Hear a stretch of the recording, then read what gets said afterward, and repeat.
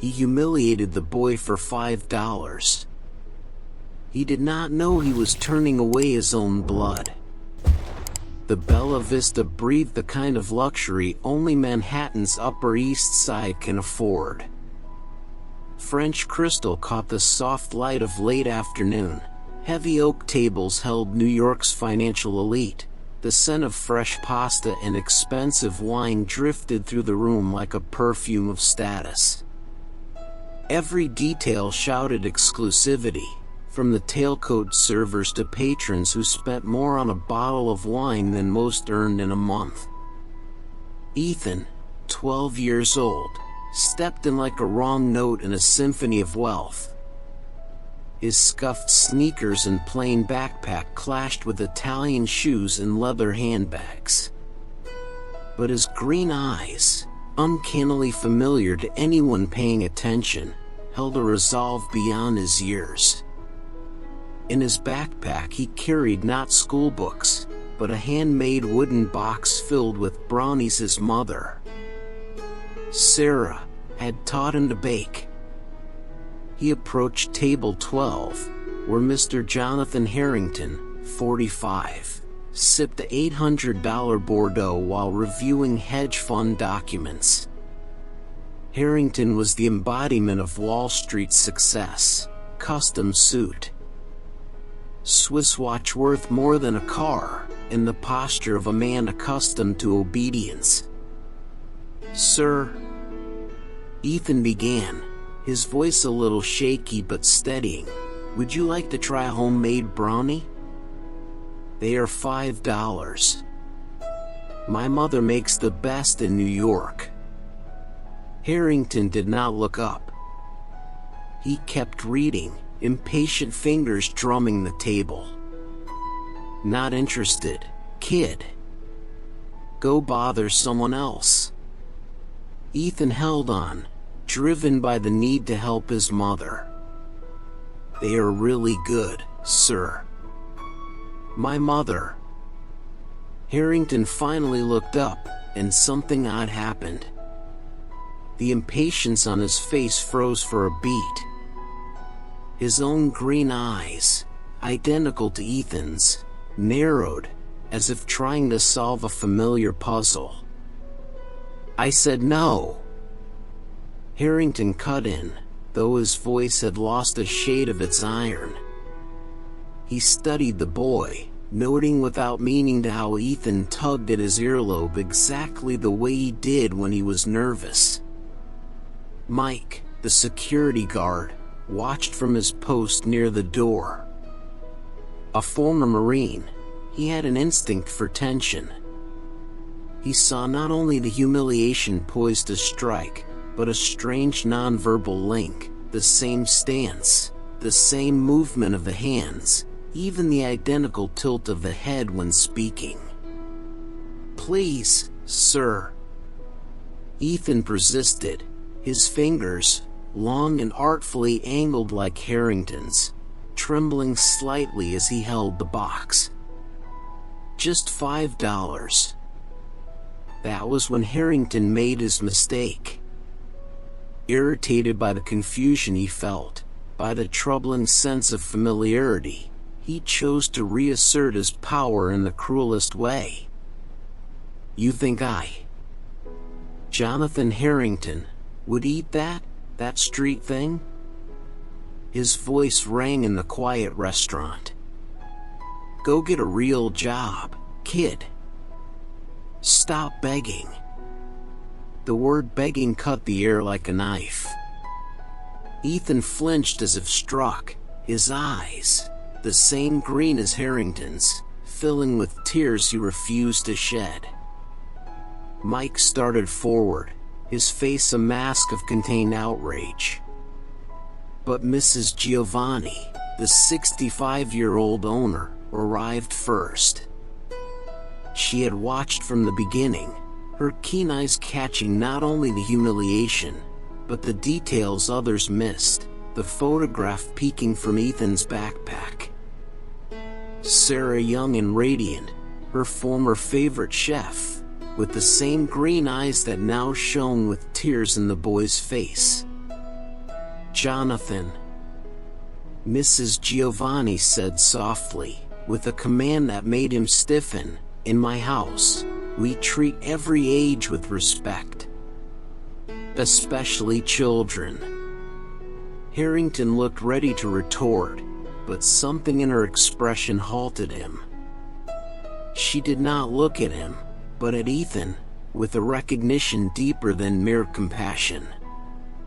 As Ethan gathered the brownies with shaking hands, Mrs. Giovanni made a silent promise to Sarah's photo she knew lay in the boy's backpack, a promise that the truth, no matter how long buried, would finally have its day. Arrogance blinds us to the most obvious truths, especially when those truths show us parts of ourselves we would rather forget. She leaned toward Mike and whispered, "Call Sarah. Tell her it is time." Mrs. Giovanni's private office kept secrets like a well-locked vault. On the walls, sepia photographs told decades of stories. Her late husband smiling beside celebrities, cherished staff who had passed through the kitchen, and one picture her eyes always returned to, Sarah, her favorite former chef, apron dusted with flour and a smile bright enough to light the whole line. The same green eyes now looked back at her from a 12-year-old boy. She shut the door gently, her fingers finding Sarah's frame almost by instinct. 13 years had passed since the stormy night Sarah had arrived at her door, pregnant and shaking, carrying not just a suitcase but a secret large enough to topple a financial empire. She turned to Mike, whose soldier's face was beginning to show understanding. His eyes took in the office, paused on Sarah's photo, then conjured the boy in the next room. The similarities were impossible to ignore, not only the matching green eyes, but the posture, the hands, the peculiar tug at the earlobe when nerves took hold. The bottom drawer slid open with a soft scrape. Inside, sealed in clear plastic, waited a yellowed letter. Sarah's handwriting danced across the page, each word bearing the weight of a tearful promise. It was a mother's confession. She would shield her child from the cruel world of inheritance and expectation. It was the record of a love buried to protect the future. Mike read in silence, his expression hardening line by line. The truth about Jonathan Harrington emerged from Sarah's trembling words. Not a simple case of abandonment, but a tangled web of promises made under family pressure, threatened inheritances, a man trapped between love and duty to a powerful surname. Out in the dining room, Jonathan Harrington tried to steady himself. Hands normally firm around Crystal trembled. Every time he shut his eyes he saw the boy's face, his own youthful features reflected in a stranger selling sweets for $5.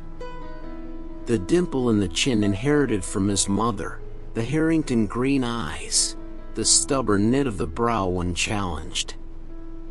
He called for the waiter, his voice harsher than he intended. The question about the boy drifted into the hush, and the answer returned bearing a name he had not heard in 13 years, Sarah. The brilliant intern who had vanished without a trace, leaving only the echo of a summer that changed everything. The name struck like a hammer. Sarah. The same green eyes. The right age. The coincidences built like storm clouds, each heavier than the last. In the office, Mrs. Giovanni dialed a number etched into memory. Her whisper carried a message both women knew would come one day. On the other end, a trembling voice asked for recognition. for blood that always knows the truth, even when the mind refuses it. Mike watched, connecting dots with military precision. The kept line to Sarah through the years, the discreet watch over Ethan, the patience Mrs. Giovanni had shown, it all made sense. She was not merely witnessing events, she was carefully orchestrating the moment the truth would surface. The drawer opened again, revealing 2 small envelopes. In one, a silver hair taken discreetly from Harrington's coat on a prior visit. In the other, a swab that had brushed Ethan's glass last week when he brought lemonade for the staff. 2 samples, 2 stories on the verge of meeting in a lab that would confirm what Mrs. Giovanni already knew by heart. While she prepared the samples, Harrington had his reckoning outside. He opened his wallet to pay and an old photo slipped free. He and Sarah, young and radiant, their green eyes bright with a future that never arrived. In that instant, staring at his younger self beside the woman he had loved, the pieces clicked together with such painful clarity he nearly staggered. The boy was not merely familiar, he was a piece of himself walking the world without his knowledge. His blood, his eyes, his future, out there selling brownies for $5 while he drank fortunes by the glass. Mrs. Giovanni closed her eyes, sensing the storm to come. After 13 years of silence, the truth was about to break its chains. And when it did, neither fortune nor family empire nor promises made under pressure would be able to hold it back. Time seemed to stall inside the restaurant, each patron frozen in private dramas while something larger unfolded. Jonathan Harrington remained at his table, the bill unpaid, the wine unfinished, his carefully built world collapsing in slow motion. Mrs. Giovanni emerged from her office with a calm that clashed with Harrington's inner turmoil. There was no anger in her gaze, no accusation, only a deep sadness, the sadness of someone who has carried heavy truths for too long. She walked to table 12 not as a proprietor confronting a difficult client, but as a guardian about to return a missing piece of a family puzzle. Harrington looked up as she approached, and something in his expression made her pause. He was no longer the arrogant Wall Street magnate, but a man facing ghosts he thought long buried. His fingers tapped the table, exactly as Ethan's had moments earlier, the same uneven rhythm, the same pressure at the knuckles. "Jonathan," she said, her voice soft as the far-off chime of crystal, "there are truths time does not erase. It only buries them for a while." He tried to speak, but words died in his throat. His gaze slid to the door, as if expecting the boy to reappear, as if he needed one more confirmation of what his heart knew when his mind refused. Then she did something unexpected. She set a small photo on the table. Sarah and Ethan, mother and son, identical green eyes smiling at the camera. The likeness was so stark Harrington forgot how to breathe. It was like looking at his own past and future fused into a single image. 13 years is a long time to carry a secret alone, she continued, eyes steady on his. Even longer for a child to grow up without knowing half of who he is. Harrington shook his head, not in denial, but in pained disbelief. Hands that signed multi-million-dollar contracts trembled as he held the photo. Every detail of Ethan's face found its place, the dimple from his grandmother, the Harrington jawline, Even the way those green eyes seemed to change with the light, exactly like his. Others watched discreetly, sensing the gravity without grasping the whole. Mike stood at ease but ready, knowing this battle was not physical but deeply human.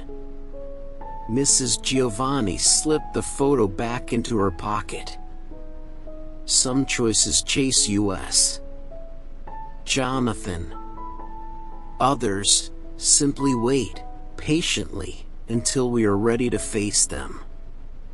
He found his voice at last, raw and unfamiliar. Sarah, why did she not tell me? The question rippled through the hush, carrying the ache of lost years, first steps unseen, fevers untended, bedtime stories never told. She offered a weary smile. Sometimes the greatest act of love is not what we say, but what we choose to keep silent to protect those we love. As she spoke, Harrington noticed something he had missed. On the wall behind the bar, among celebrity shots and clipped reviews, a small photo of Ethan as a baby, green eyes already burning with the intensity he had just witnessed. The boy had always been here, growing in the shadow of his world, and he had never known. The reality of what he had lost, and what he had nearly shattered with his own words, hit full force. The boy he had humiliated was not a stranger, but his own blood. The same veins that pulsed in his wrists pulsed in those small hands offering homemade brownies. The same heart beating in his chest beat in the narrow chest of a child trying to help his mother $5 at a time. Mrs. Giovanni stepped back. Her work was done.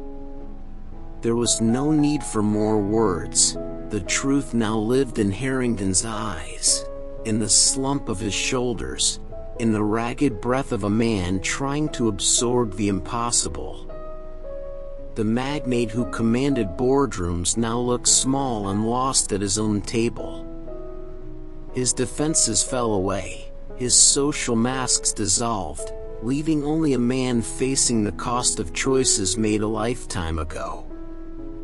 And as he stared at the hands that moments earlier had held his son's photo, Harrington understood that no fortune, no empire, no professional triumph could fill the hollow open inside him, the hollow of 13 years of fatherhood undone. The results of the deoxyribonucleic acid, DNA, test arrived in a plain envelope, no logos, nothing to draw attention. A messenger handed it to Mrs. Giovanni, unaware he carried the power to rewrite an entire family history. The envelope weighed more than its paper. It held 13 years of silence and secrets. She carried it to her office and closed the door. Hands usually steady trembled as she broke the seal. Inside, a single page of numbers and percentages confirmed what her heart had known for years. A 99.9% probability of paternity. The same genetic markers, the same sequences binding two lives that had grown in parallel worlds without truly crossing. Out in the dining room, Jonathan Harrington sat like a castaway on an island of luxury. He saw now, with painful clarity, the signs he had missed. Ethan's photo on the wall by the counter, not as casual decor, but as family. The way the staff smiled at the boy, treating him not as a street seller but as someone who belonged. Mrs. Giovanni emerged carrying not only the result, but the burden of delivering a truth that would change lives. She walked to his table, each measured step heavy with what came next. She set the unopened envelope before him, eyes meeting his. No dramatic words. The envelope said all that needed saying. He looked at it as if it contained dynamite primed to blow apart his careful world. His fingers hesitated, fearing the truth inside. When he finally opened it, his eyes raced down the page and stopped at the figures that left no doubt. For a moment his breath stalled, color drained from his face. The numbers danced, percentages that turned a stranger into a son, that transformed casual cruelty into an original sin against his own blood.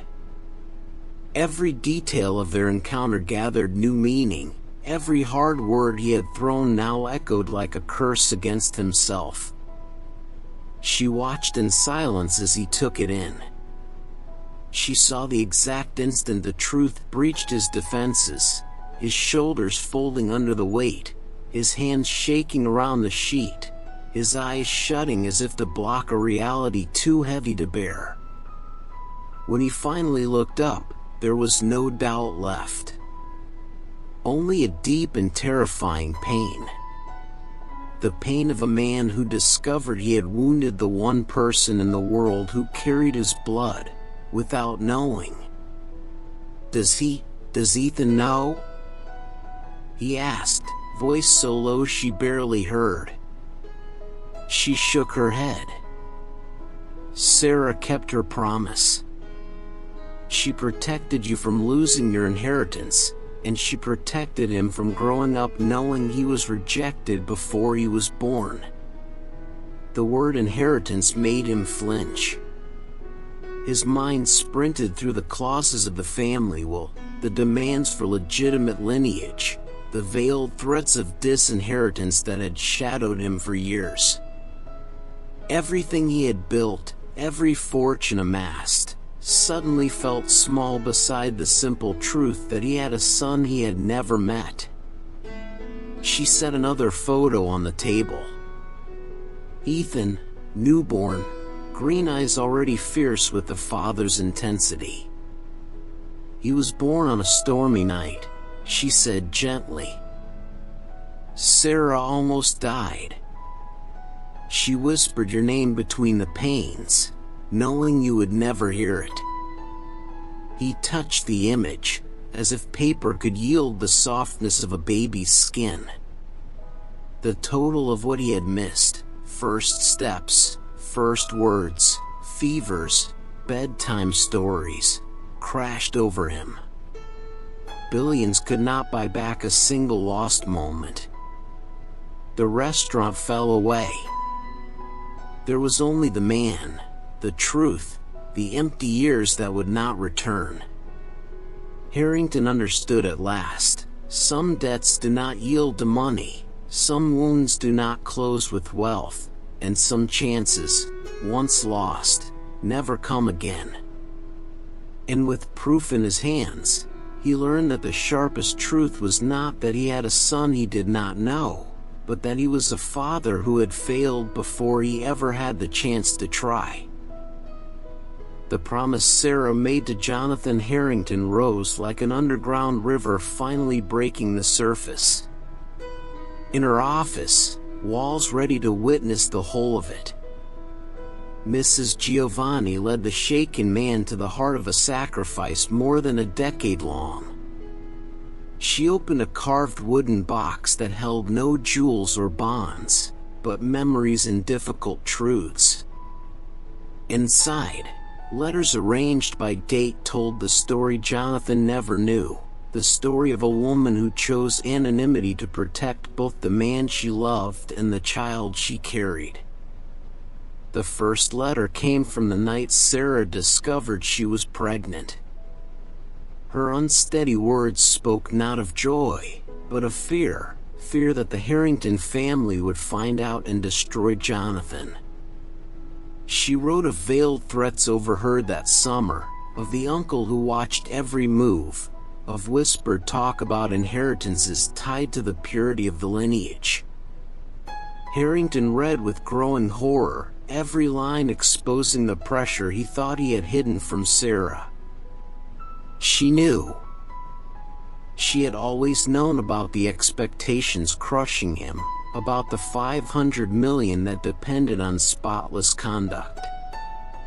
The second letter told of the night she confided in Mrs. Giovanni.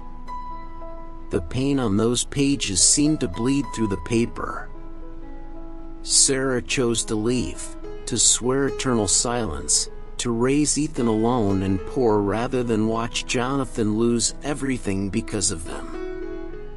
Mrs. Giovanni watched him absorb the magnitude. His eyes traced the third letter, written after Ethan's birth.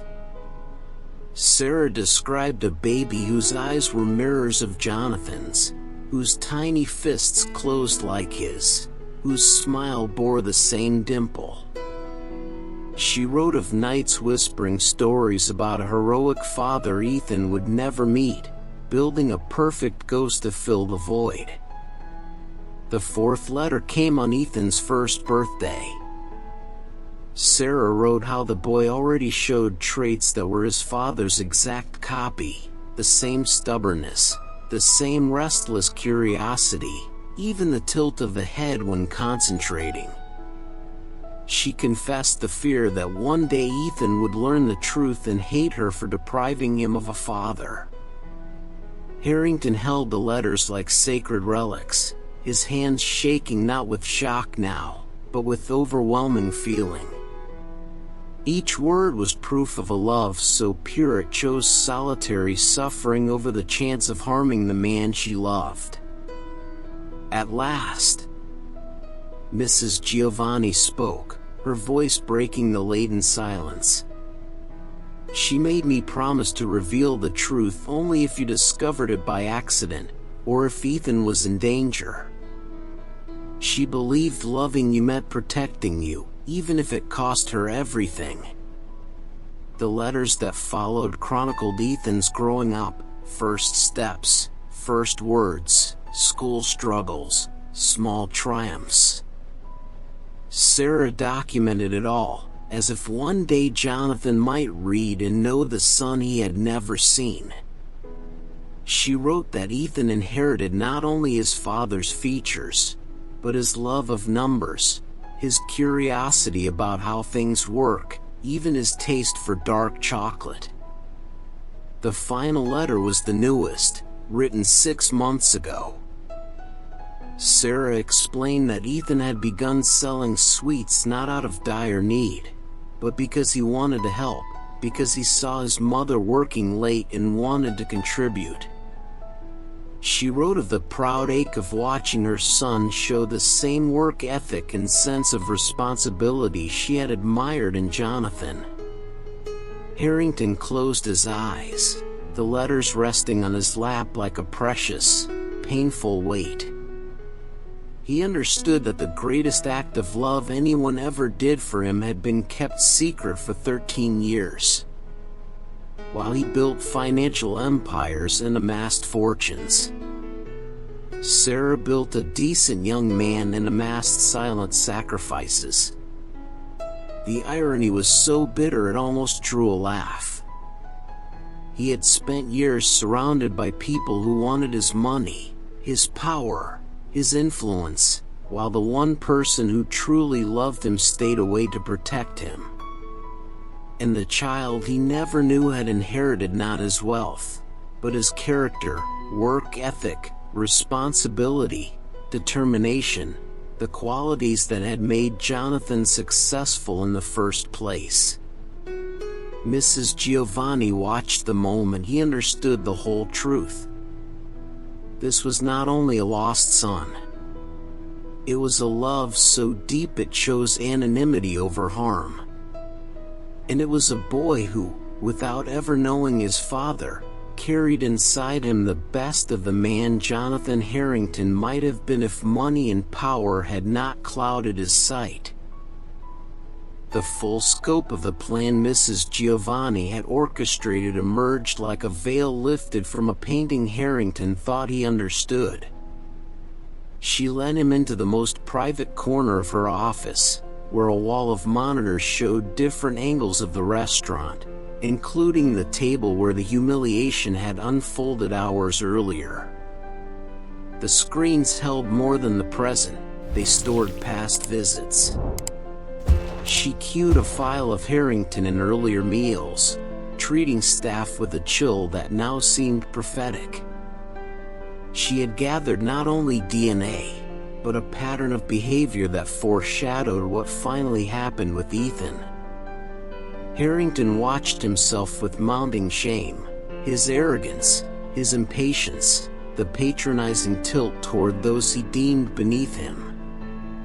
Each frame was a mirror, reflecting not the man he believed he was, but the man he had become, the very sort his own mother, a humble woman who raised 3 children alone, would have despised.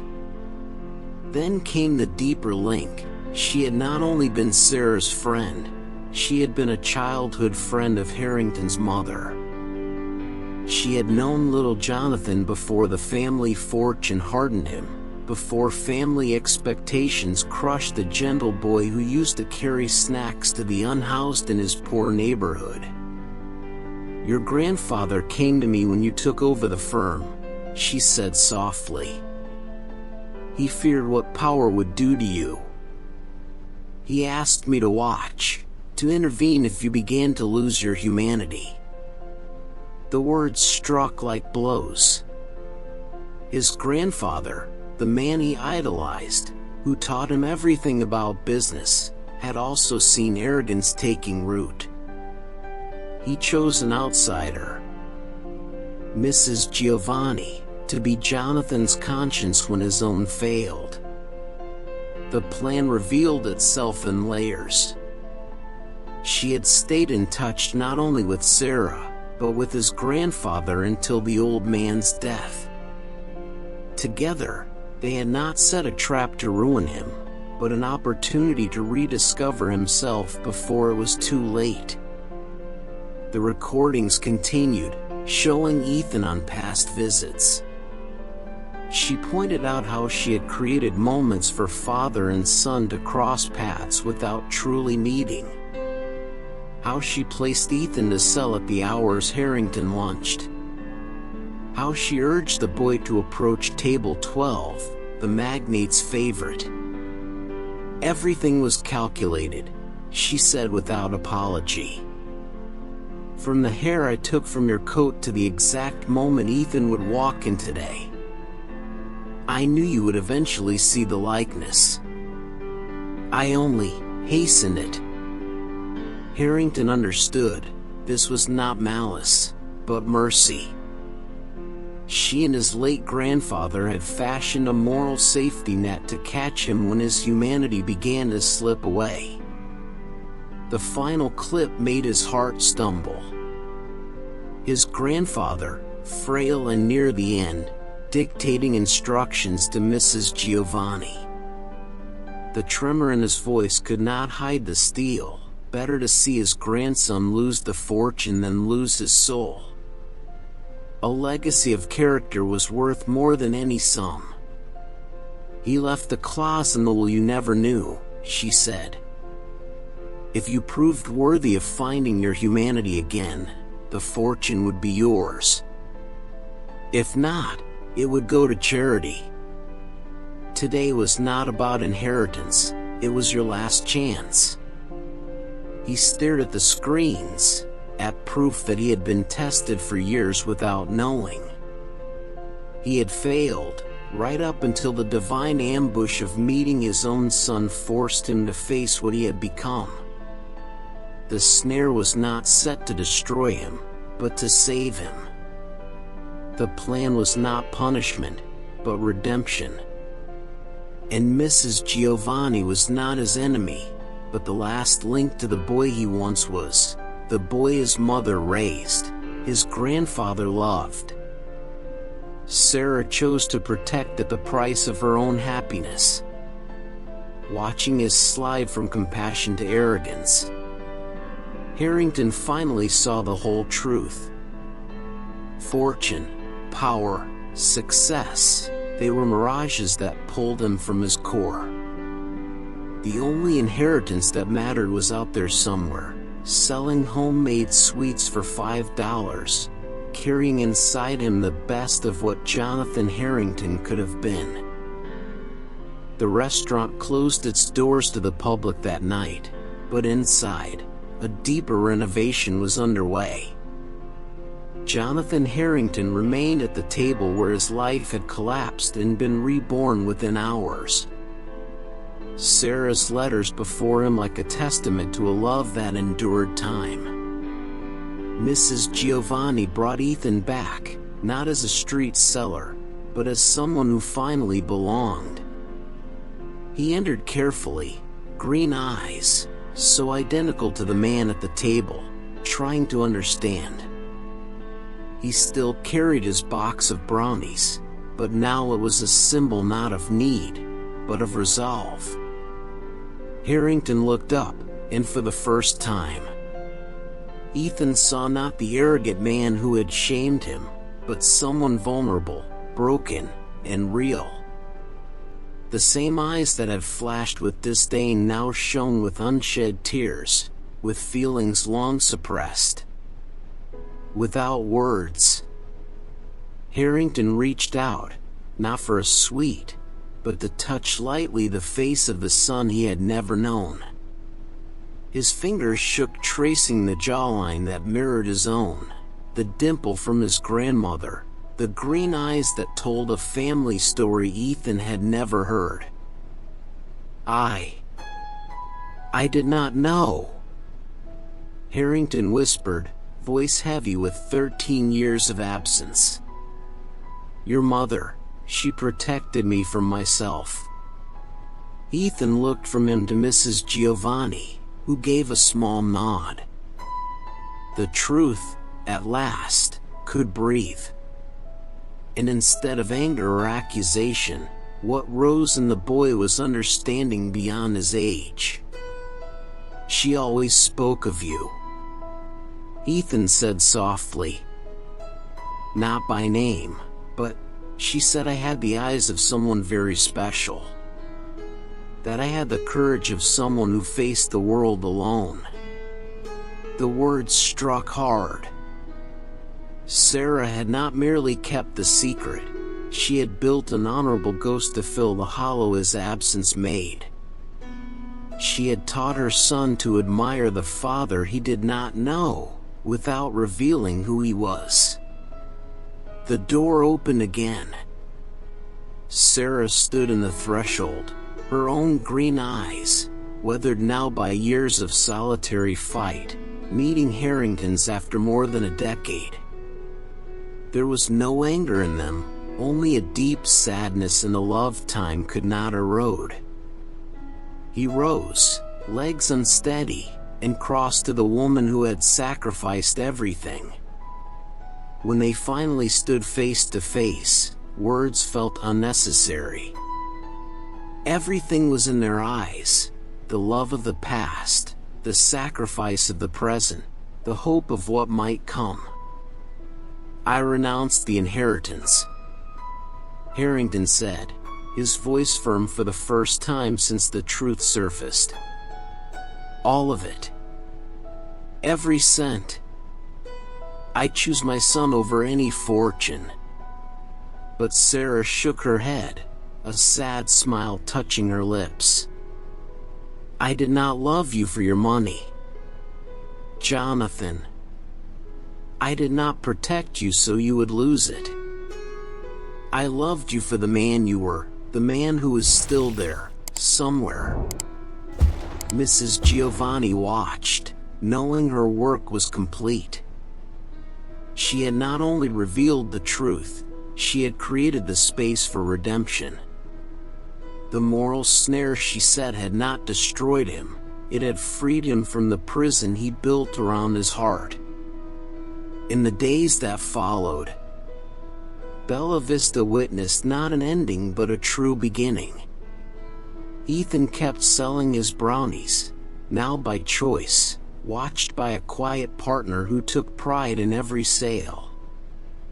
Harrington did not abandon his firm, he transformed it, infusing it with the compassion he had rediscovered. And the greatest inheritance, they learned, did not sit in banks or funds. It lived in the green eyes the three now shared, a family not by blood or marriage alone, but by choices made in love, by sacrifices kept in silence, and by a truth that, even late, proved stronger than any fortune. The $5 boy did not become heir to millions. He became heir to something infinitely more valuable, a father who finally learned that true wealth is not measured in accounts, but in moments shared, in truths faced together, and in a love that chose anonymity rather than risk harming the heart it always adored.